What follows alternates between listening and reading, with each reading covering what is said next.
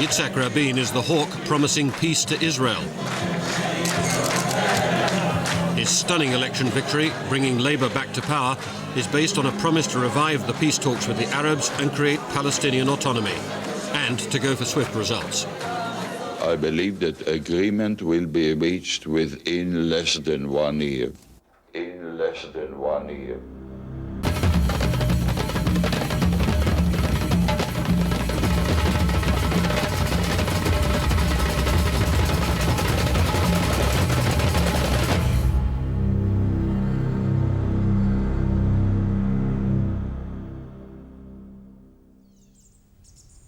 Israel's old enemy, Yasser Arafat, still claimed to lead the Palestinian people. But exiled in Tunis, he was cut off from his homeland and excluded by the Israelis from the peace negotiations in Washington.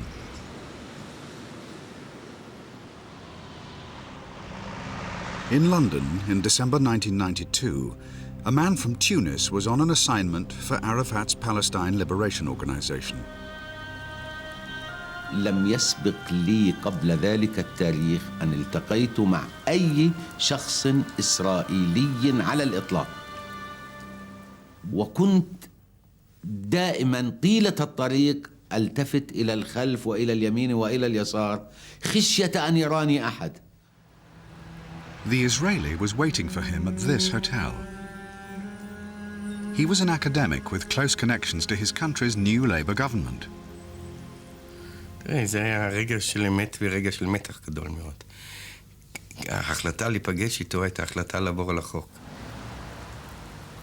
The Israelis' cover for meeting a member of a banned terrorist organization was provided by a fellow social scientist from Oslo.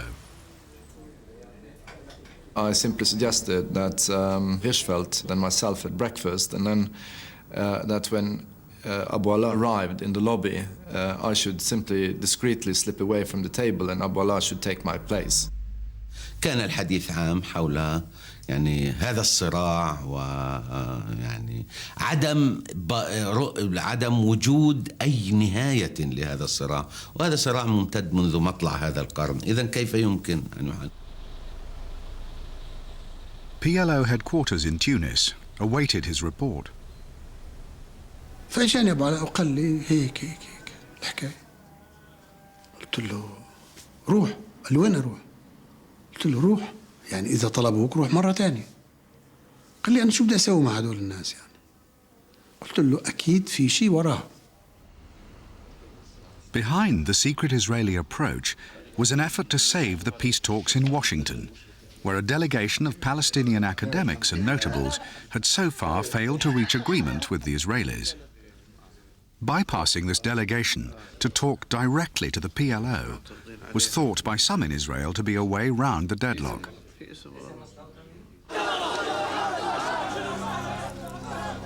But the PLO did not speak for all Palestinians.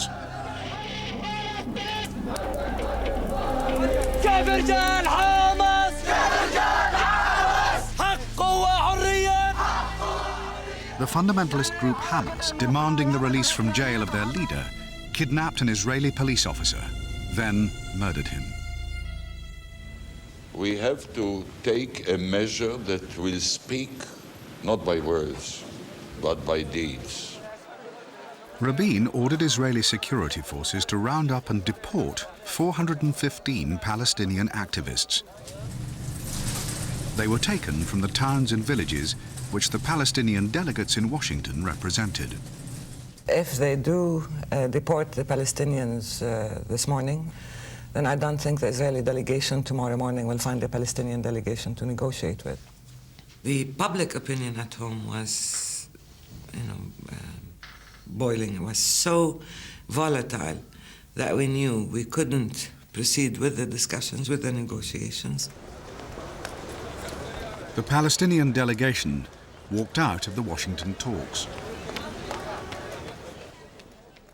Arafat now had no links to the Israelis. He sent for the Norwegian social scientist who had set up the secret breakfast in London. Arafat told me that the talks in Washington were completely stuck And that was why he felt there was a need of a back channel, and thought that the research institute in Oslo, which I was heading, should be the sort of front organization for the talks, because both the PLO and Israel needed deniability for having such talks. وشبكة الصنارة وبدأت قناة أوسلو.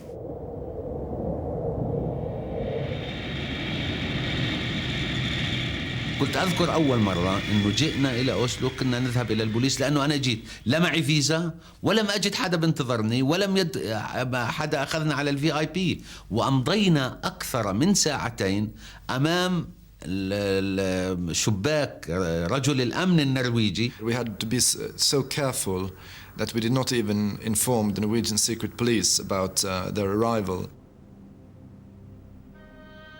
Abu Ala, with 2 fellow Palestinians, was driven through the snow to a country mansion near Oslo. Here, he and the Israeli professor got down to brass tacks. אני ניסיתי להסביר לאבו עלה שנורא חשוב להתמקד בנושאים שהיה לנו אינטרס משותף, ולדחות בינתיים באופן מוחלט הצידה כל נושא שהיה בו ניגוד אינטרסים או היה עמדות מאוד סותרות זו את זו. In dispute were the Palestinian territories ruled by Israel, Gaza and the West Bank, and most disputed of all, the holy city of Jerusalem. אמרתי לו, בוא, על ירושלים לא נסכים. הוא דיבר על שליטה פלסטינאית על כל הגדה המערבית. ואמרתי, שמע, על זה בטוח לא נסכים. ולכן אמרתי, בוא, נתרכז בנושא של עזה תחילה. كل فلسطيني كان يتخوف من فكرة غزة أولا، لأنه كان يعني عندنا انطباع أو عندنا يقين أنه الإسرائيليين يريدون أن يخلصوا من غزة ككثافة بشرية، كمصنع للمشكلات، كمصنع للانتفاضة. Back in Tunis, after the first Oslo meeting, Abu Ala voiced his concern about the idea of Gaza first. يعني أبو مازن بيحكي إنه أي أرض فلسطينية بتصح لنا إحنا بنأخذها. نحن لا نقول عن استعادة أرض فلسطينية، لا. قال بدي غزة وأريحة. أنا سألته طيب عمار أريحة لشو؟ قال يا أبو مازن أريحة مشان الدخول للضفة. غزة ما فيش طريق للضفة، بينما أريحة فيها دخول للضفة الغربية. Jerusalem, the Israelis' capital, had always been claimed by the Palestinians as their capital.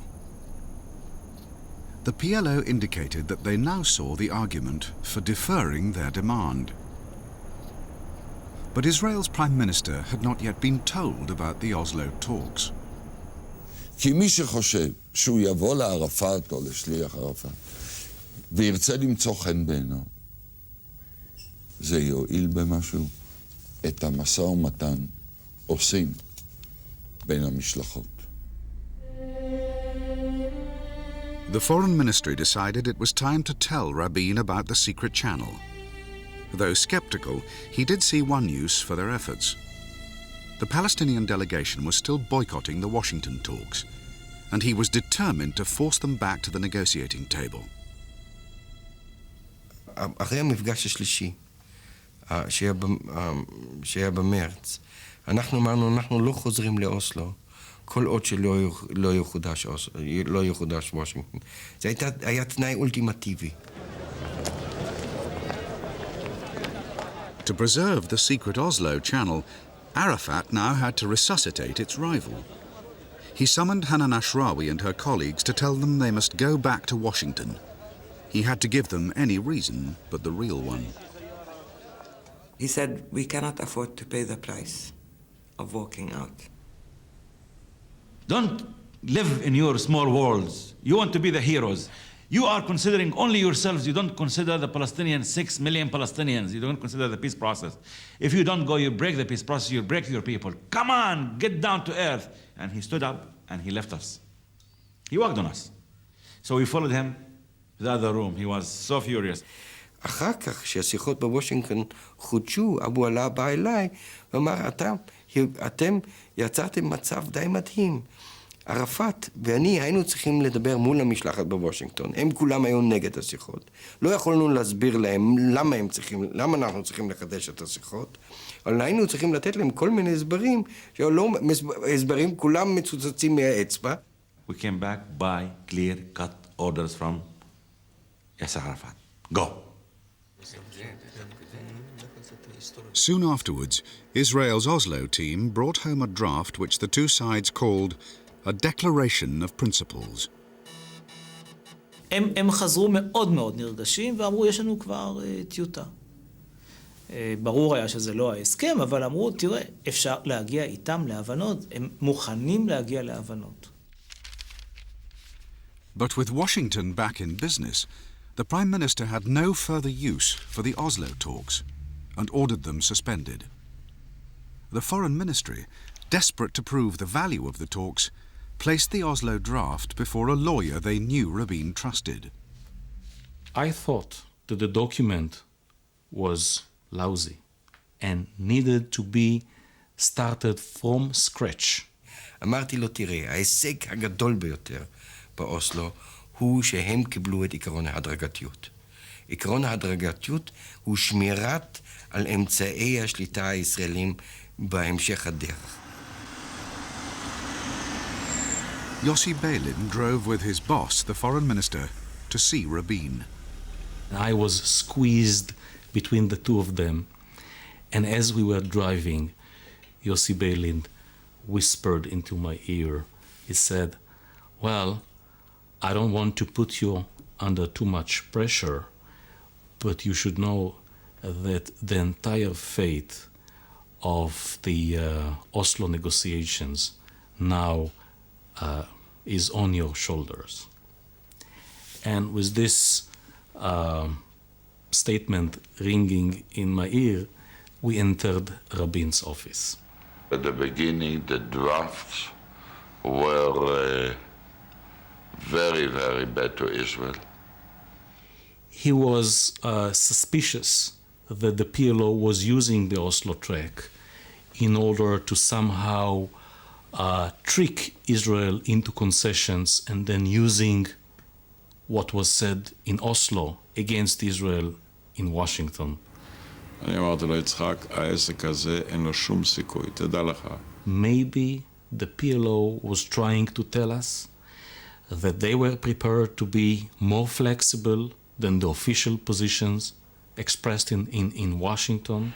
I had my doubts, but I said, go ahead, try.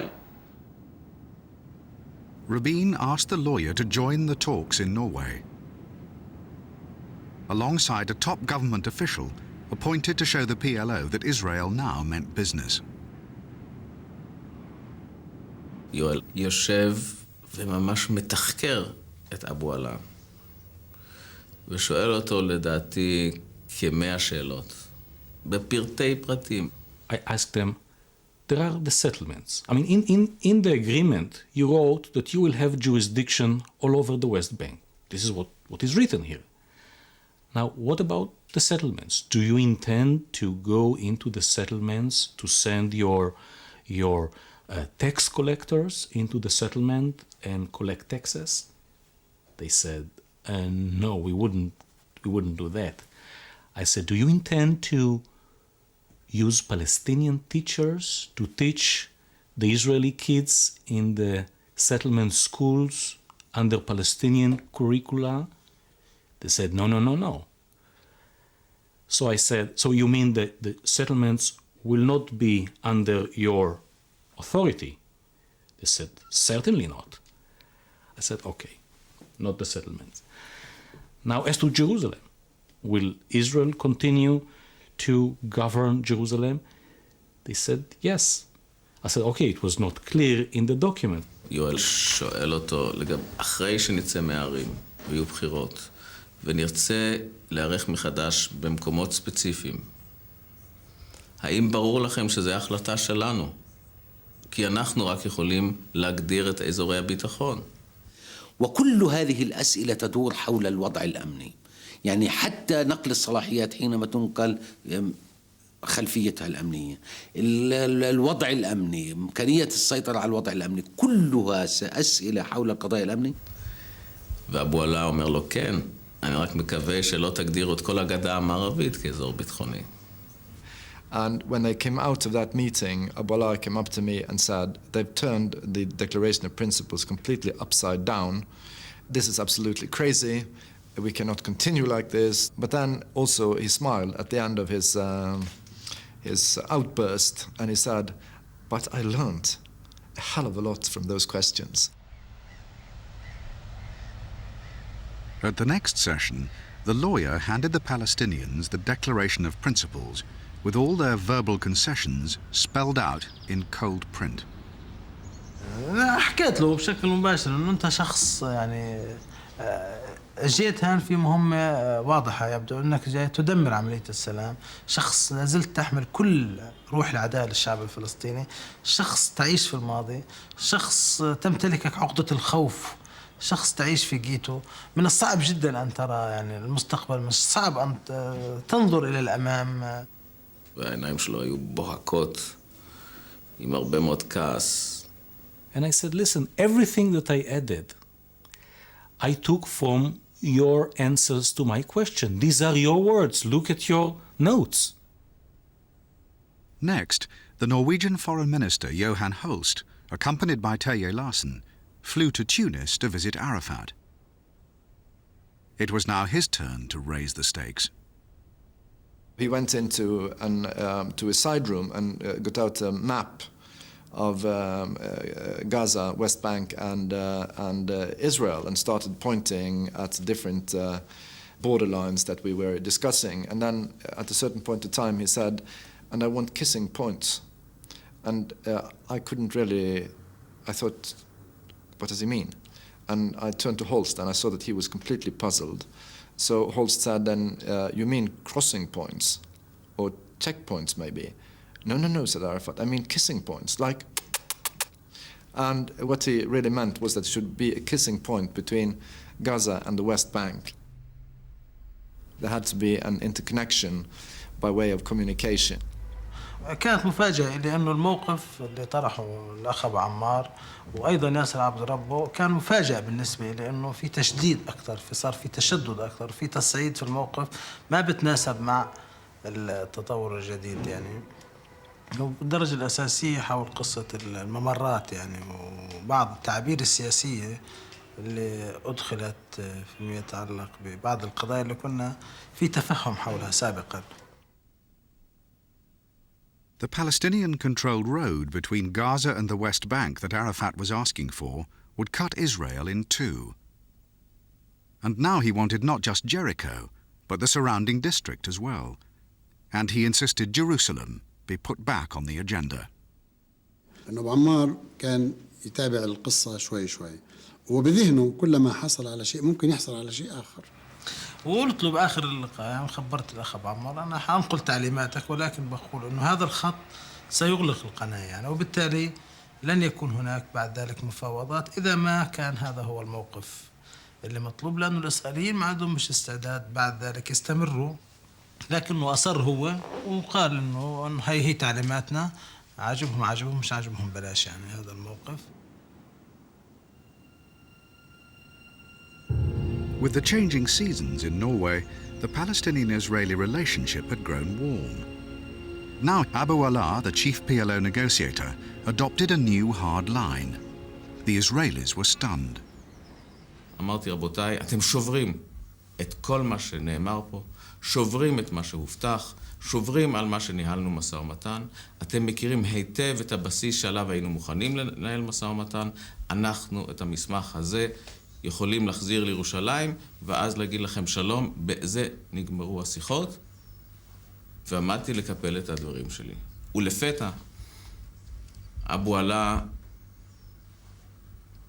ביקש שנשאר סביב השולחן, כי הוא מבקש למסור הודעה אישית.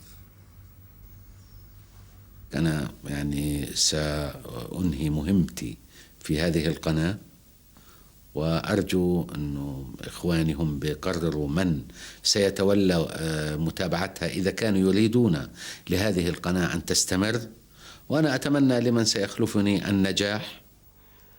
Goodbye, my friends. I will always remember you. אני חושב שכל אחד שאל את עצמו, האם המנהל המשא ומתן המשופשף הזה, החריף הזה, המנוסה הזה, עושה כאן איזשהו תרגיל, או האם זה אמיתי?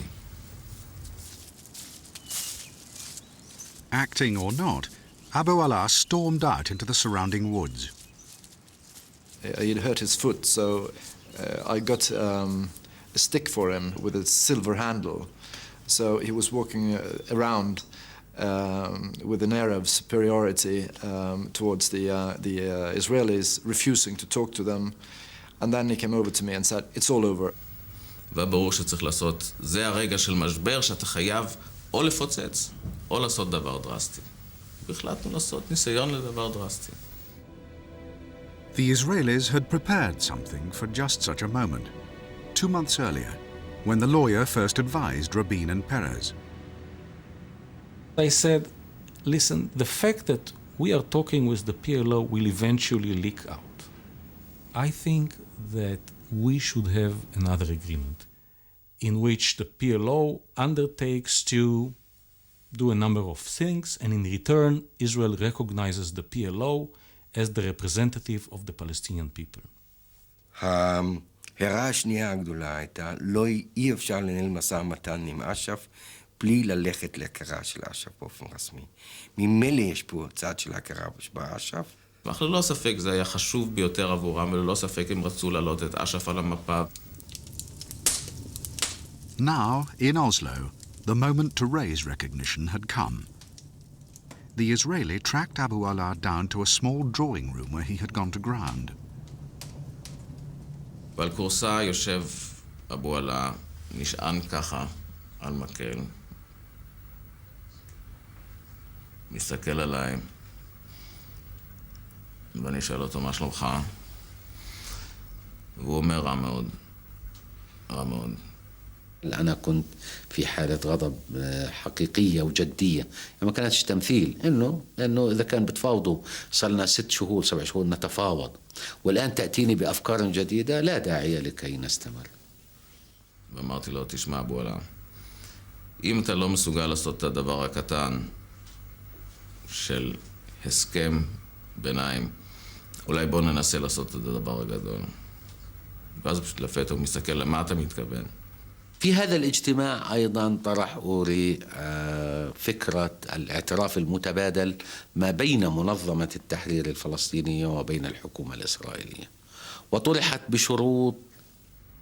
תשמע, אם אתה משכנע את אדון ערפאת לקבל את כל 7 הנקודות האלה כפי שהם, אני מבטיח לך שאני אעשה מאמץ לשכנע את ראש הממשלה ואת שר החוץ בישראל להכיר באש"ף. And then these two gentlemen, Uri Savir and Abu Allah, came suddenly bursting out of the room, laughing and joking, and they had solved a basic problem. It was the breakthrough they were looking for. It seemed the PLO would now become respectable. Who knows? If they will elect me, I will be the president again of this Palestinian state. If not, I would like to return back to work as a civil engineer. It was now up to Prime Minister Rabin to decide whether to accept the Oslo deal, but his chief military advisor argued instead for a deal with Syria. הערכתי הייתה שיותר נכון ללכת קודם כל מאמץ להשיג שלום עם הסורים ואחר כך לדיון עם הפלסטינאים, משום שדיון עם הסורים ושלום עם הסורים הוא למעשה קץ עידן המלחמות במזרח התיכון. If Syria could be persuaded to sign a peace treaty, its client Lebanon would follow, and the Palestinians and Jordan would have little choice but to fall in line.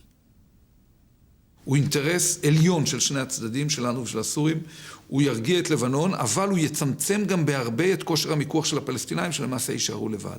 הסכם עם סוריה, זהו שינוי אסטרטגי חיובי לישראל. הסכם עם פלסטינאים הוא שינוי פוליטי ויחסי ציבור. Since the Six-Day War in 1967, Israel had occupied a strategic corner of Syria, the Golan Heights, overlooking northern Israel. Successive Israeli leaders had refused to withdraw from here. We know that Syria would not make a deal with Israel, would not make peace with Israel for less than full withdrawal. And of course, for any Israeli prime minister, for Rabin in particular, to make the decision to go for full withdrawal was agonizing, was wrenching. But before making the decision, that prime minister had to know what was being given in return, what the Syrian package consisted of. At this moment, a new American Secretary of State came to Jerusalem. We were trying to give some propulsion, some momentum to the track involving the Syrians. The Secretary of State went into conclave with Prime Minister Rabin. The four of us came into the room and sat clustered around a small table. And after some give and take, Rabin suddenly surprised us all with a very dramatic gambit. He did give me a very important message to take to Syria, to take to President Assad, and that was, he said, ask Assad, if I am able to give him what he needs, will he really go all out for peace? In other words, if Rabin withdrew from the Golan Heights, would President Assad accept alternative ways to safeguard Israel's border? Would Syria give Israel time to relocate its settlers and encourage normal, peaceful relations? Christopher left the room with the knowledge that I think he was holding a very significant mandate in his pocket.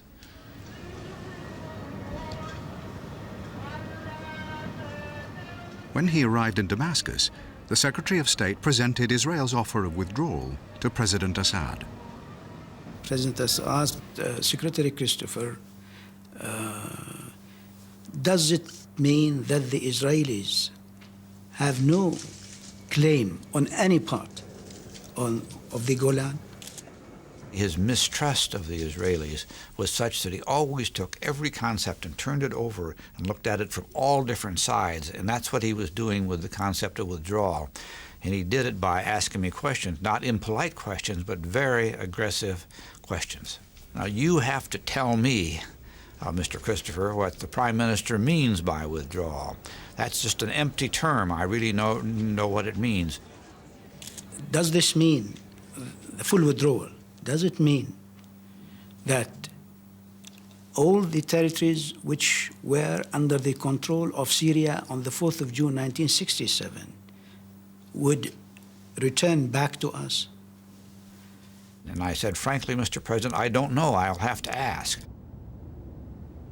The Secretary of State shuttled back to Prime Minister Rabin. I met with the Prime Minister again. He was disappointed that Assad had not been more forthcoming, had not shown more appreciation for Rabin's willingness to consider full withdrawal. On almost every detail, there was an essentially negative answer or an answer that suggested that a very protracted process of bargaining would have to begin. Rabin could not wait for President Assad. He had promised his voters a peace agreement within a year, so he now settled for the deal that was available, with the PLO in Oslo. But premature disclosure could ditch the deal, and the media were getting close to the story. בכל זאת, יש כאן איזו הכשרת קרקע למפגש עתידי שלך אולי עם ראשי אש"ף, אולי אפילו עם ערפאת עצמו. תשכח מזה בשלב, ודאי בשלב הנראה לעין. בשלב זה, אבל אולי בשלב הבא. אומר כך. סליחה, זה יכול להתרחש בשלוש השנים שנותרו לכהונה שלך כראש ממשלה? אני מקווה שלא. Rabin had to act fast. He gave the go-ahead to Foreign Minister Shimon Peres. Shimon Peres told me, Yoel, take all your documents, come with me, we're going to conclude the agreement. Peres set off for Scandinavia. To clinch the deal, he needed an impenetrable smokescreen.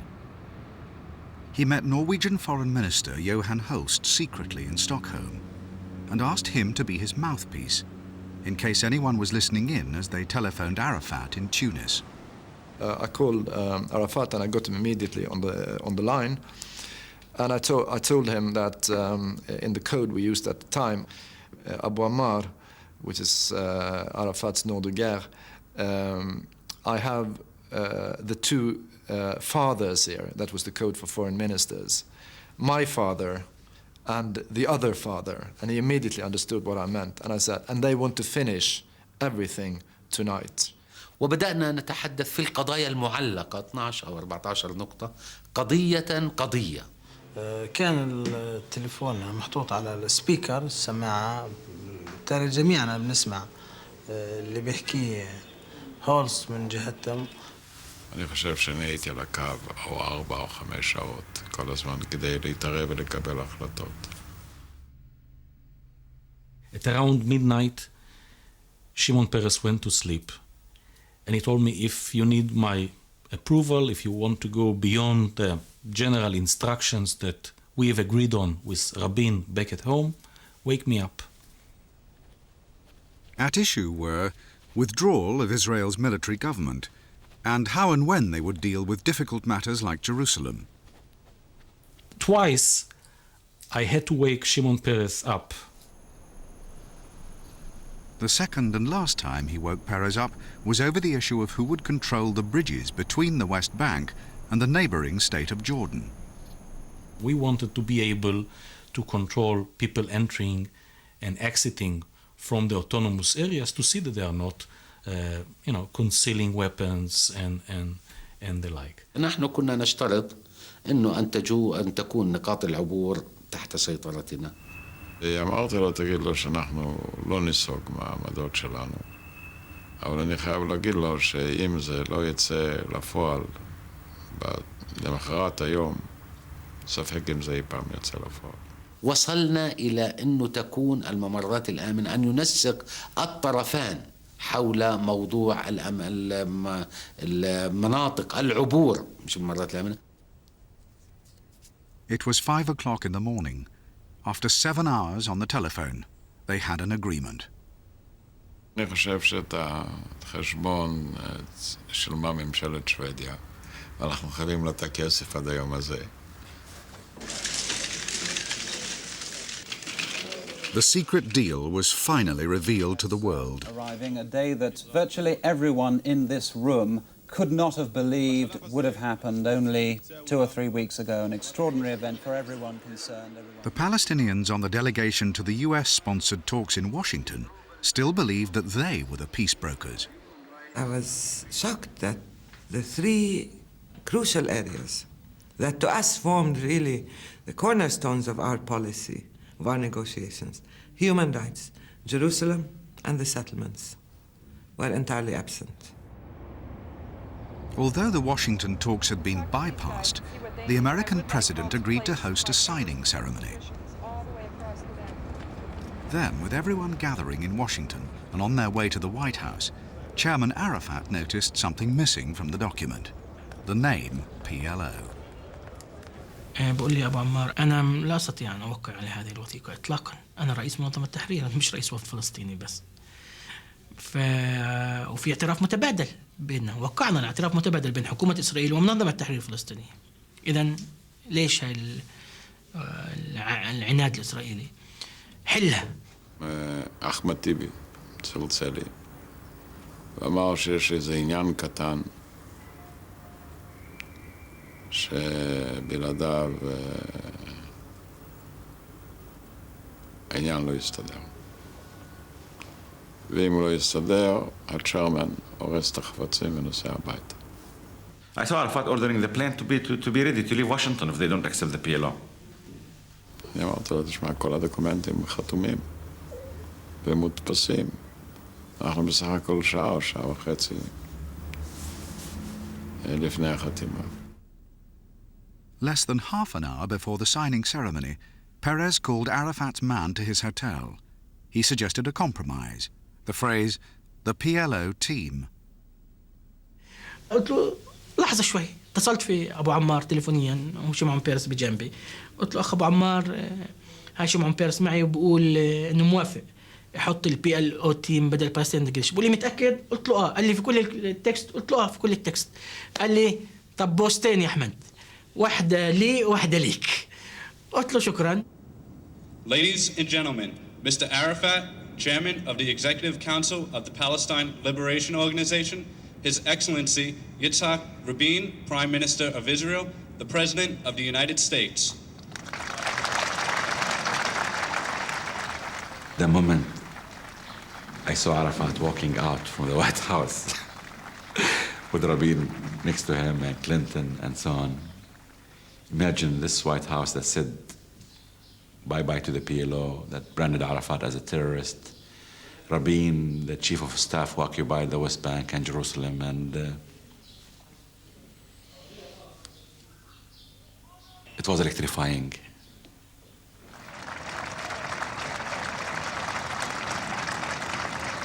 רבין כל כך לא רצה לראות את ערפאת וללחוץ את היד, זה הדבר נורא. וכל העולם יושב ומסתכל על שפת הגוף שלו. איך הוא כל הזמן מזיז את הראש ככה וככה, לא לראות את ערפאת. And I did not think that they will shake hands. He hesitated a little bit, but I insisted and I continued stretching my hand to him. And then the way President Clinton pulled it, it was evident that wasn't planned.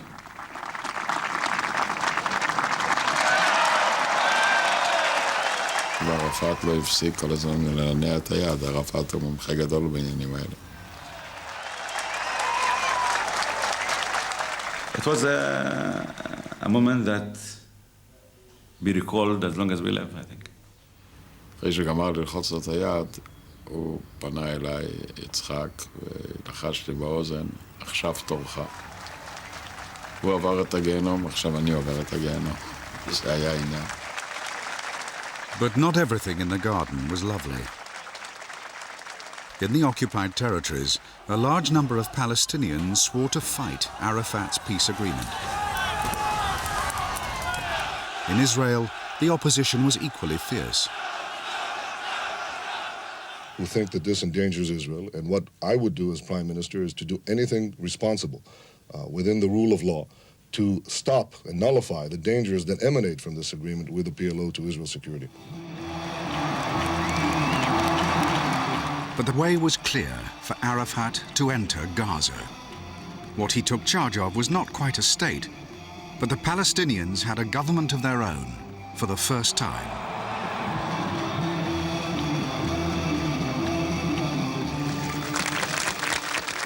Other Arab states could now deal with Israel. King Hussein of Jordan was at last able to sign a peace treaty he had always wanted.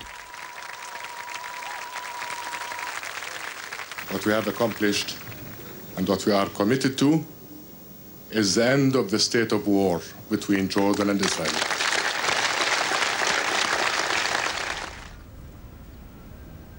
But between Syria and Israel, the state of war continued.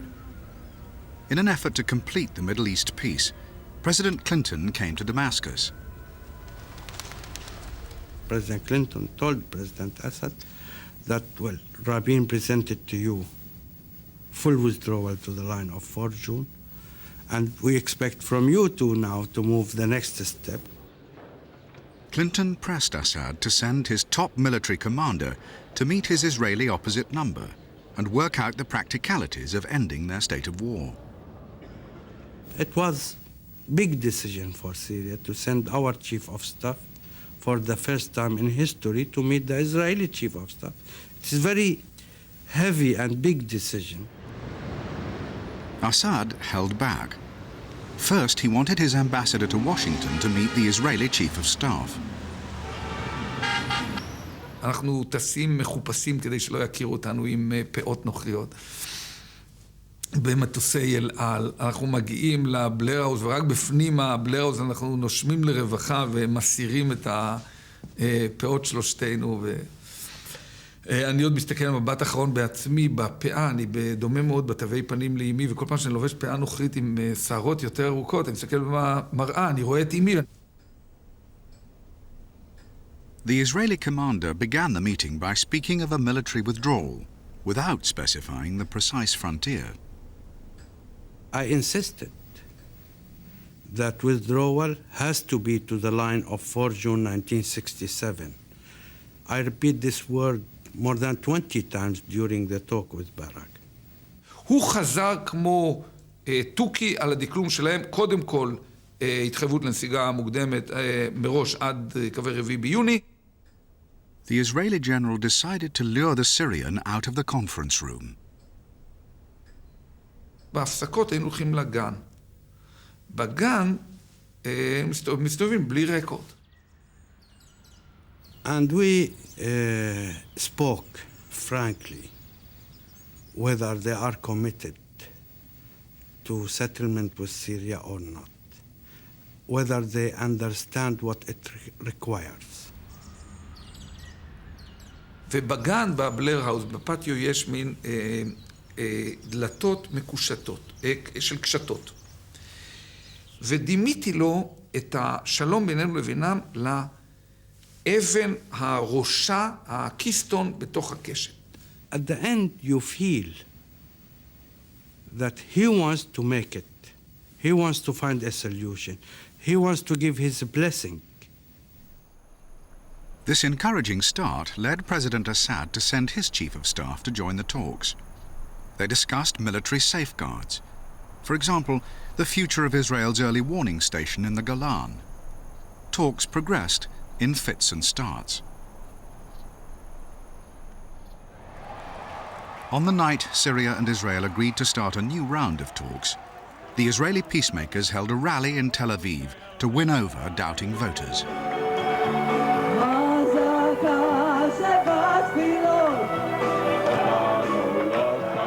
שרנו שלושתנו, הזמרת מירי אלוני, יצחק ואני. ויצחק ואני הם לא זמרים כל כך גדולים, נתנו לנו דף נייר עם שיר השלום, כתוב על דף הנייר. ואחרי ששרנו וזייפנו קצת, יצחק קיפל את הדף הזה והכניס בתוך הכיס של השקט שלו. As they left, an Israeli opponent of peace deals shot Yitzhak Rabin. 3 כדורים פילחו לא רק את הלב, אלא גם את השיר הזה. ממשלת ישראל מודיעה בתדהמה, בצער רב וביגון עמוק, על מותו של ראש הממשלה ושר הביטחון יצחק רבין, אשר נרצח בידי מתנקש הערב בתל אביב. למה קורבנו שלא מועמדת? I am very sad and very shocked for this awful and terrible crime against one of the brave leaders of Israel and the peacemakers. ואז הלכנו לחדר שבו הוא היה מונח על מיטה, ושכל גופו מכוסה מסדינת כאן. על הפנים הייתה מין הבעה כזו של שלווה וקצת אירוניה, איזה מין חיוך מיוחד לו. נשקתי לו על המצח ונפרדתי. Peres now became Prime Minister. President Clinton was determined to see that Rabin's commitment to seeking peace with Syria lived on. The Americans still held Rabin's mandate, his promise of withdrawal from the Golan. Rabin had held the Syrian track rather closely to himself.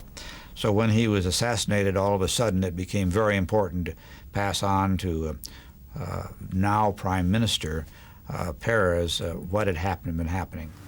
נשיא קלינטון שאל אותי שאם ההבטחות שיצחק נתן מחייבות גם אותי.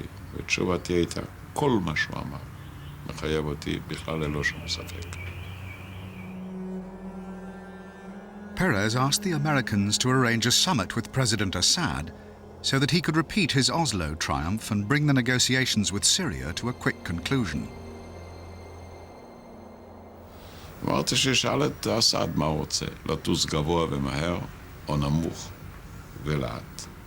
We are ready to fly high and fast in one condition, to know when we land and where we land.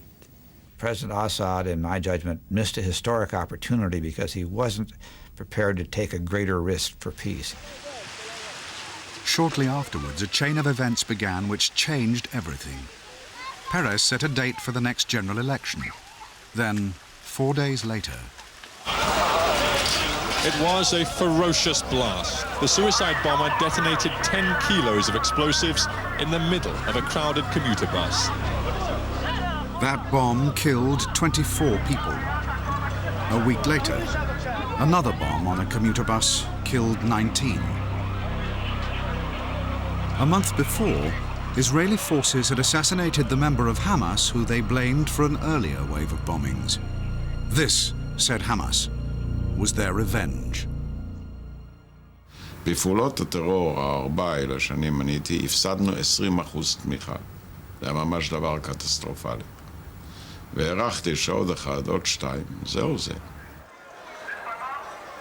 And there was another bomb. In Tel Aviv's busiest shopping street, 14 died and over 100 were injured.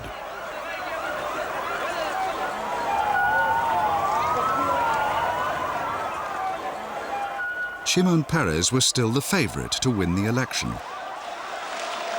It was a knife-edge count. The victor was Benjamin Netanyahu. The world waited to see how he would handle the undertakings in the Oslo Accord to hand over territory in the West Bank to the Palestinians. The major decision took place before the elections, when I said that I would honor the Oslo Accords, even though I thought they contained many flaws. Netanyahu allowed the Palestinians the minimum specified in the letter of the Oslo Accords. To Syria, he recognized even less obligation.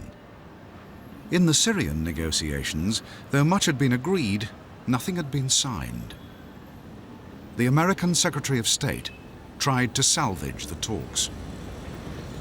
President Assad proposed to him a very simple formula for the resumption of the peace talks between Syria and Israel, that to resume these talks from the point where they left off and to endorse the commitments which were given by the previous Israeli governments of Peres and Rabin. I said before I entered the government that I would honor all formal commitments, and I stick to it. Statements that are made in the course of negotiations that are not written down and are not part of a formal commitment are not formal commitments.